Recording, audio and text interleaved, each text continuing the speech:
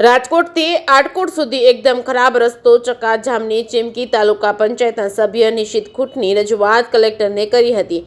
Rajkot Bhavnagar highway જે આટકોટ સુધી અત્યંત ખરાબ હાલતમાં હોય, જેમાં ખાસ કરીને આટકોટ સુધી મસ્ત મોટા હાઈવે પર ખાડાઓ પડી ગયા હોય, 2 વર્ષથી વાહન ચલાવવું પણ મુશ્કેલ હોય, ત્યારે તેમાં ખાસ કરીને દર્દીઓને લઈ જવા એમ્બ્યુલન્સને પણ મુશ્કેલી પડી રહી છે। ત્યારે હાઈવે પર ઠેર ઠેર ખાડાઓ પડી ગયા હોય ત્યારે વાહનને પણ નુકસાની થતી હોય, જેને લઈને ત્રંબાના તાલુકા પંચાયતના સભ્ય નિશિત ખૂંટ આટકોટની મુલાકાત કરી હતી। તેમણે જણાવ્યું હતું કે તેમણે કલેક્ટરને પણ આવેદનપત્ર આપ્યું હતું। જણાવ્યું હતું કે આગામી 1 પ્રશ્નોનું યોગ્ય નિરાકરણ કરવામાં ન આવે અને રાજકોટથી આટકોટ સુધી પદયાત્રાને જરૂર પડે તો રોડ રોકો આંદોલન પણ કરવામાં આવશે। તાલુકા પંચાયતના સભ્ય નિશિત ખૂંટ વધુમાં જણાવ્યું હતું કે અવારનવાર અજાણ્યા વાહન અને અચાનક ખાડાઓના કારણે અકસ્માતના બનાવોમાં વધારો થતો હોય, ત્યારે છેલ્લા 2 વર્ષથી વારંવાર રજૂઆતો કરતા એક જ જવાબ મળે છે, રાજકોટ ભાવનગર હાઈવેનું રેસ્પેસિંગ કામનું ટેન્ડર પ્રક્રિયામાં છે। ત્યારે આવા જવાબ છેલ્લા 2 વર્ષથી સાંભળીએ છીએ।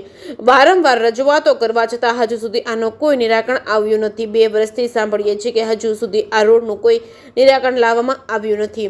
જે કેસ ગુજરાતી સાથે કરશન બામટા આટકોટ બહુ ખરાબ થઈ ગઈ છે, નકરા ખાડા છે। આ મારી એક કારની પાછલી વ્હીલ પ્લેટ આવીને એ નીકળી ગઈ છે, બરાબર। અને ખાડા એટલા આવે છે કે આપણે વ્હીલ અલાઇનમેન્ટ મહિનામાં 2 મહિના કરાવવું પડે, 6 મહિના કરાવીએ તો હાલતો હોય, પણ આ રસ્તા એવા થઈ ગયા હાવ બેસુમાર કે એમાં કાંઈ હાલતું જ નથી। વારે ઘડીએ આમાં ખર્ચો આવી જાય, આ ખર્ચામાંથી આપણે પછી ક્યારે બહાર નીકળીએ? શું કહેશો સરકારને? ખાલી એટલે આપણે એટલું કહેવાનું કે વહેલી તકે આની મરામત કરાવો તો આ જે બીજા નાગરિકો છે એને નુકસાન થતું બંધ થાય। આ ગાડી તમારી હાલતી ઓછી ને એમાં નુકસાન વધારે થતું જાય। નિશિત ખૂંટ તાલુકા પંચાયત સદસ્ય રાજકોટ કસ્તુરબા ધામ। ગત રોજ 27/3/2025 ના રોજ અમે કલેક્ટર શ્રીને સૌરાષ્ટ્રના અતિ મહત્વ ગણાતા એવા રાજકોટ ભાવનગર હાઈવે કે જે અત્યંત ખરાબ હાલતમાં છે, એમાં રાજકોટ થી આટકોટ સુધી તો સંપૂર્ણ ખાડા રાજ જ હોય એવું લાગે છે, બરોબર। અને છેલ્લા 2 વર્ષમાં રજૂઆત કરવા છતાં સરકાર દ્વારા યોગ્ય નિરાકરણ કરવામાં આવેલ નથી અને છેલ્લા 5 વર્ષ થયા જે રીસર્ફેસિંગ નું કાર્ય થવું જોઈએ કામ એ પણ થયું નથી અને છેલ્લા 2 વર્ષમાં એક્સિડન્ટના અત્યંત વધારા થયા છે, નાની મોટી લોકોને ઈજા થઈ છે અને છતાંય સરકાર શ્રી દંડમાં પડી છે।